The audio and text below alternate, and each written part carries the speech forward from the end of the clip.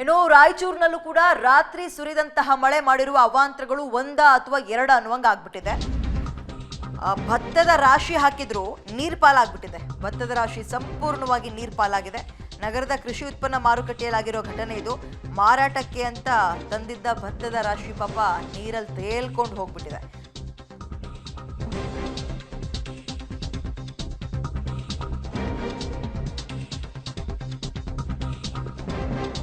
ಮಾರಾಟಕ್ಕೆ ತಂದಿದ್ದ ಭತ್ತದ ರಾಶಿ ನೀರ್ಪಾಲಾಗಿದ್ದು ಸೋರ್ತಾ ಇರೋ ಎಪಿಎಂಸಿ ಪ್ರಾಂಗಣದಲ್ಲಿ ಭತ್ತ ಒದ್ದೆಯಾಗಿದೆ.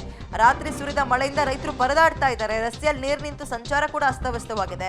ಒಂದ್ಸಲ ಭತ್ತ ಒದ್ದೆ ಆಗ್ಬಿಟ್ರೆ ಪಾಪ ಮೊಳಕೆ ಬಂದ್ಬಿಟ್ರೆ ಮುಗೀತು. ಯಾರು ಕೂಡ ಅದನ್ನ ತಗೊಳ್ಳಲ್ಲ, ಮಾರಕ್ಕೂ ಕೂಡ ಆಗಲ್ಲ. ವರ್ಷಾನುಗಟ್ಲೆ ಬೆವರು ಸುರಿಸಿ ಬೆಳೆದಂತಹ ಬೆಳೆ ಈ ರೀತಿಯಾಗಿ ಆಗ್ಬಿಟ್ರೆ ಆಮೇಲೆ ಅಲ್ಲಿ ಏನಾದರೂ ಒಂದು ವ್ಯವಸ್ಥೆ ಮಾಡಬೇಕಿತ್ತು. ಯಾಕಂದ್ರೆ ಪೂರ್ವ ಮುಂಗಾರು ಮಳೆ ಬರುತ್ತೆ, ಯಾವಾಗ ಬರುತ್ತೆ ಅಂತ ಊಹೆ ಕೂಡ ಮಾಡೋಕ್ಕಾಗಲ್ಲ.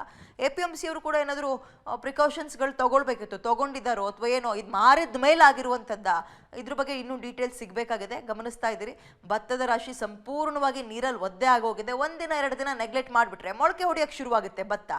ಪಾಪ ರೈತರು ಪಾಡುವಾಗ ದೇವರಿಗೆ ಪ್ರೀತಿ ಅನ್ನೋಂಗಾಗಿದೆ.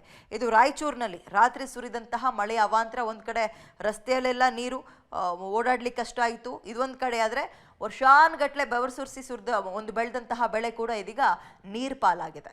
ಹೆಚ್ಚಿನ ಡೀಟೇಲ್ಸ್ ನಮ್ಮ ಪ್ರತಿನಿಧಿ ವಿಜಯ್ ನೀಡ್ತಾರೆ. ವಿಜಯ್, ರಾಯಚೂರು ಭಾಗದಲ್ಲೆಲ್ಲ ಬಹುಶಃ ಈ ಪ್ರಮಾಣದಲ್ಲಿ ಮಳೆ ಆಗುತ್ತೆ ಅಂತ ಜನ ಕೂಡ ಎಣಿಸಿರ್ಲಿಲ್ವಾ ಅಂತಲ್ವಾ?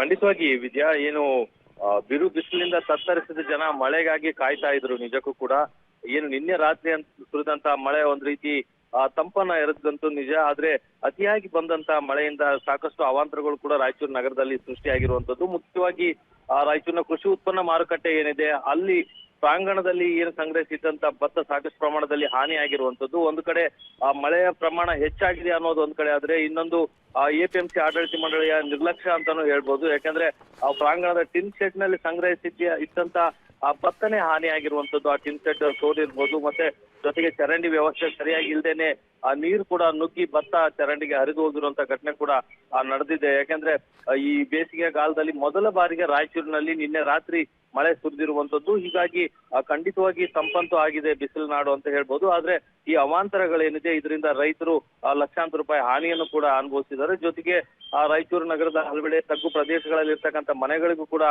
ನೀರು ನುಗ್ಗಿದೆ. ರಸ್ತೆಗಳು ಕೂಡ ಏನು ನೀರಿನಿಂದಾಗಿ ಸಂಚಾರ ಕೂಡ ಅಸ್ತವ್ಯಸ್ತ ಆಗಿರುವಂತದ್ದು ಆಗಿದೆ.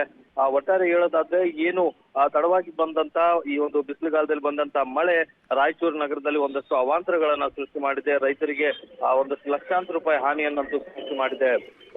ಥ್ಯಾಂಕ್ ಯು ತಮ್ಮ ಡೀಟೇಲ್ಸ್ಗೆ ವಿಜಯ್.